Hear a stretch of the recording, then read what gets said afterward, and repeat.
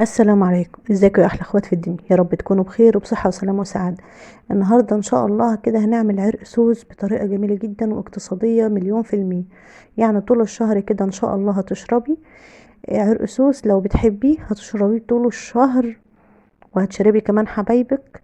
وبربع كيلو، بس ربع كيلو عرق سوس زي ما احنا شايفين. يمكن واخده بالك من التمن بتاعه، ربع كيلو عامل 15 جنيه. مقاديره بسيطه جدا وسهله جدا، وتحضيره في دقايق. يعني تحضيره مش هياخد منك اي حاجه ولا اي وقت، وتعملي الحاجه في قلب البيت. انت عارفه انت عاملاها ازاي.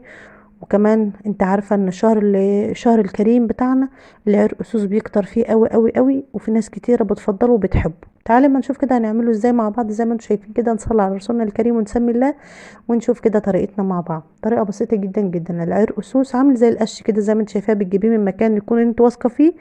جايبه ربع كيلو، الربع كيلو احط عليه معلقه سكر كبيره ونص معلقه كربوناتو، اللي هي البيكنج صودا.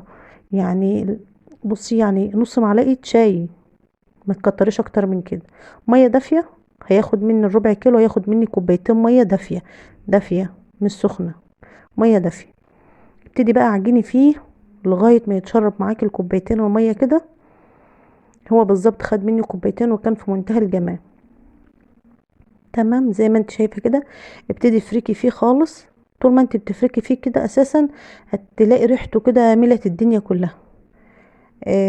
مشروب جميل جدا، وفي ناس كتيرة بتفضله وبتحبه، وفي ناس ما بتفضلوش وما بتحبوش، بس احنا بنعمله اللي بيحبوه. فبصراحة ربنا يعني الكوباية بقت بشيء وشوية فيه.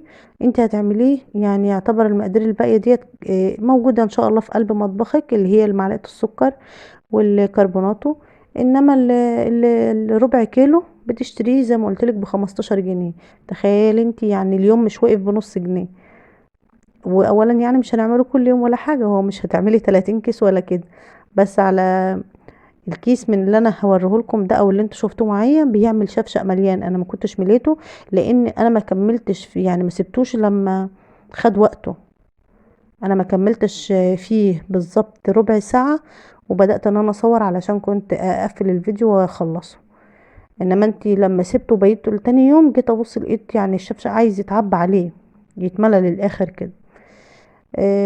زي ما انت شايفة كده. يا رب تكون الطريقة واضحة قدام منك. انت بدأت تحسي بان هو بدأ الريحة بتاعته مالية الدنيا، وبدأ ان هو يعمل رغاوة في ايدك من كتر العجن بتاعك اللي انت بتعجنيه. هتعملي فيه ايه؟ مفيش اكتر من ان انت هتغطيه وهتسيبيه في المطبخ جنب منك كده وانت بتشتغلي. طول ما انت شغاله في المطبخ بتاعك دافي في منتهى الجمال. حابه تحطيه في الشمس خير وبركه، حابه ان انت تعملي له حمام ميه دافي كده من تحته خير وبركه، حابه ان انت تدفي الفرن وتحطيه براحتك خالص. بس انت لو حطيتيه في المطبخ وانت شغاله بتطبخي جنب منك كده جنب في الدفا، يعني المطبخ بيبقى دافي. هتلاقيه في منتهى الجمال معاكي. هياخد ايه بالظبط قد ايه؟ سيبيه ساعه كده في المطبخ او نص ساعة في الشمس، هيبقى في منتهى الجمال معاكي.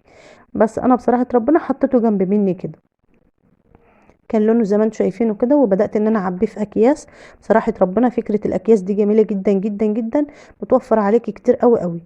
يا دوبك بتمسكي دبوس وتخرمي الكيس بتاعك زي ما انتم شفتيني كده، وحطيته في قلب الميه. وزي ما انتم شايفه بالظبط ما كملش ربع ساعه معايا وكان اللون زي ما انتم شايفاه كده. ده لسه كل ما بتقعديه كل ما هيتقل، وكل ما برضو هتحطيه في قلب التلاجة هيبقى بقى في منتهى الجمال معاكي. ايه رأيكم بقى؟ يعني في دقايق كده اهوت، يعني مش في دقايق، في دقايق يعني. بس ما خدش مني والله اي حاجه ولا اي مجهود خالص، وطلع زي ما انت شايفه كده. يا رب ما تنسونوش في اللايك والاشتراك وتفعلوا زر الجرس علشان ان شاء الله يوصل لكم كل جديد. مشروبات رمضان كتيره جدا وحلوه قوي قوي، وهتعمليها في البيت بالتوفير ان شاء الله. يلا اشوفكم في رعايه الله وفي حفظه في امان.